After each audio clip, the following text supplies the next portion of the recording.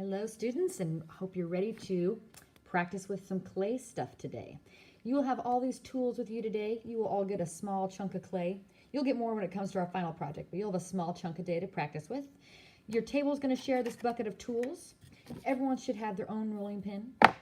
Everyone will get their own. A couple of these tools will be enough for everybody. This wooden dowel and a palette knife. This won't hurt you like a regular knife. It's just a thin piece of metal, but it does bend easily, so be very gentle with it. And your table will have a cup of water to share. Everyone's also going to have their own fabric mat. We're going to use these almost like we use messy mats when we're painting. Kind of like messy mats when we're painting, you need to be working on this cloth.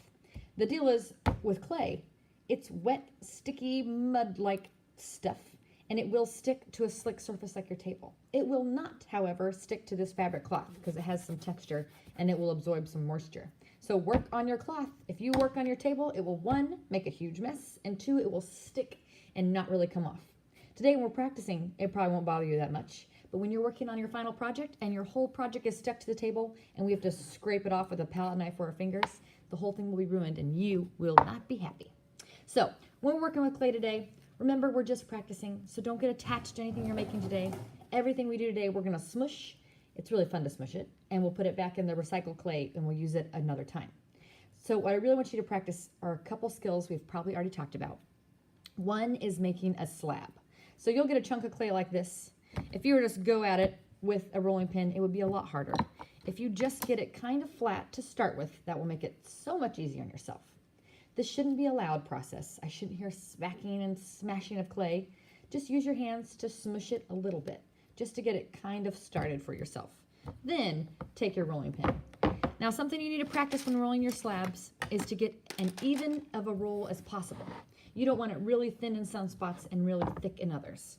That's how we get thin spots tend to crack in the kiln, and the thick spots could have air bubbles, and we could have all kinds of problems with air bubbles. We've probably already talked about that. So your best bet is to get it as even as you can. You don't want it too thin or too thick. And we'll talk about clay more as we go. It's a finicky kind of thing. It wants to be just in the middle. Not too thin, not too thick, not too wet, not too dry, all kinds of that stuff. So right there is about your perfect thickness. It's a little smaller than my finger. I would say it's about a pencil. So when you roll your slab, pick it up, turn it around, take a look at it. See, mine's a little thin in that spot. You want it as even as you can, about a pencil. And mine's a little thick right there. If you find a thick spot, you can roll it out. You can feel it with your rolling pin. I like to pick up my rolling pin and move it. You can even turn your clay mat around and roll it. You really want to practice getting a nice, even slab. So not just one slab today. Once you get a slab, you like it, roll it up, smush it up, smash it in a ball, and do it again. I'd like you to at least get 2 or 3 good slabs before you move on to practice other things. Getting a good slab quickly is going to save you lots of time when it comes to our final project, because you don't want to be spending all class getting your slab. You want to be able to get a pretty good slab pretty quickly, because working with clay is fun, and you have a lot of fun stuff to do. You don't want to be spending your whole time just rolling. So get some good slabs rolled out. I'm not going to spend too much time because I want to show you some more stuff. So slab making, big and important. You also want to work on making some coils we've probably talked about. So you've probably done this before. It's that snake making business. You can roll with your hands off the table like this, or you can roll with your hands on your mat. They tend to slide around, so I kind of hold mine still with one hand. Now your fingers are bumpy and knobby, so if you roll clay with your fingers, your clay is going to be bumpy and knobby. The flat of your palm is smooth and hard, so your clay will turn out the same way. Curve your fingers up toward the air like this, straight and strong. That will make your palm tight like a trampoline, and your clay coil will roll out so much more even and a lot quicker. This same thing, I would like about a pencil, maybe even a little bit thicker. Kind of depends on what you want. But don't get it too thin, it will crack, and too thick, it will be harder to work with. So again, just like rolling a slab, you want to work on making them even as possible, the same thickness all the way through. So practice making some good coils, practice making some good slabs. Then you can also practice modeling a little bit. That's just taking a chunk of clay and smushing it into the shape you want. We talked about all those geometric shapes you're going to want to use on your piece. So you can practice kind of modeling those if you want. Let's say I want a triangle shape. You can model those things by just smushing clay into the shape you want. I think what's a little bit easier for especially a geometric shape with lots of straight edges, instead of trying to model it, rolling out those slabs like we talked about, you can draw and cut out just about anything you can imagine. You want a circle, you want a square. These dowels are really handy. So are the paper clips. There are palette knives. I have old pencils in here. Look through your buckets. Try some stuff out. These things with a kind of sharp edge are really handy for cutting stuff out. So let's say I want a square.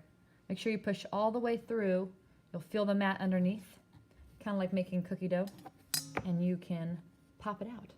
And there you have your shape. My slab was a little thick. Check that out. That's a little too thick. So you've practiced making some shapes, some coils, some slabs. Anything you're going to add to your face on your final project, you have to score, slip, and attach. You stick it there. It feels like it's stuck right now. You could even pick it up and it won't fall off. So you may think, yeah, it's stuck. It's good. I'm done. But you're not. This, as it dries, and especially as it's in the kiln and it gets hot, it will peel right apart. And when I take stuff out of the kiln, it happens every time. I pick someone's piece up and something they worked really hard on falls right off. And there's not really a good way to attach it after it's fired. So I'm going to show you 3 quick steps so you can attach stuff yourself, and then you're going to get going today. First, you need to score. We've probably done this step before. You did it last year. Scoring, or people call it scratching because it's the same thing. You're just roughing up the clay. I like to think of it like Velcro. Just like on Velcro, there's a scratchy texture on both sides so it will stick together. Nice and scratchy and lumpy, like that. That will help them groove and stick together. We're also going to slip. Slip is just like glue clay. It's wet, sloppy clay. Sometimes I might make a little cup of slip for you to use, but you can make your own slip right here on the clay just by dipping your finger in the water and rubbing it on. You can kind of see there's some wet, slippery clay inside all those grooves. So you don't want all your texture gone, you just want some wet clay in there. Push those things together. That on its own probably won't stick. It's a lot better, but it probably won't stick on its own. You have a third step. You want to take some clay. You don't just want to smooth out that edge to make it look nice. That looks nice, but it still probably won't stick. You want to take some clay from one of the sides and take it to the other. You're stealing some clay from this top piece and adding it down to your slab. This is where the palette knife is super handy, especially if you have a straight edge. Wet finger works great too. So do the spoons. I love a spoon. If you want a little wet, I like to just give it a dip so the tip is a little bit wet.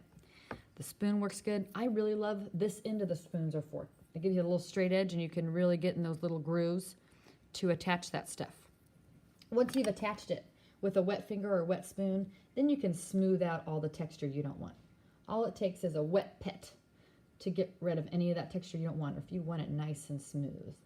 That's pretty easy to get rid of with a few wet rubs. Just like that. Now that piece is going to stick, but you want to do that all the way around. I just did one thing to show you. And that's how you'll attach something to your slab.